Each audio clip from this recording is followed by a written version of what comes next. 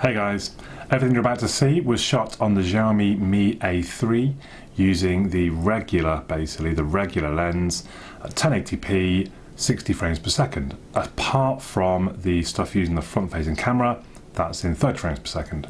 I'll be back at the end. We'll have a bit of a quick chat about what we thought.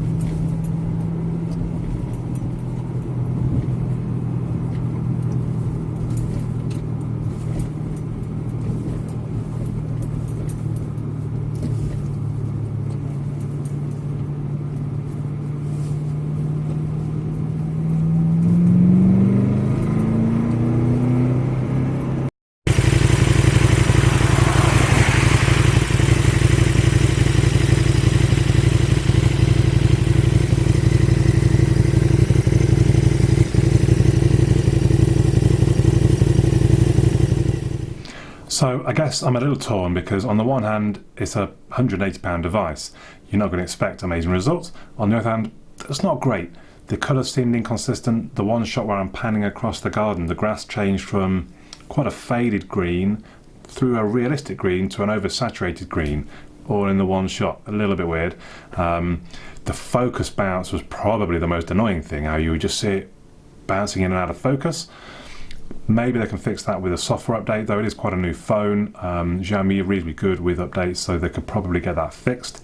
Low light performance, not great, quite a lot of noise, but again, it's a £180 phone, so maybe we're in the region that it kind of should be at that price bracket. I'd love to hear your thoughts in the comments down below. Also, people often say they want to hear my thoughts on a video when I give a video sample. A lot of time, if I'm honest, I put it there for you to see. You can make your own decisions.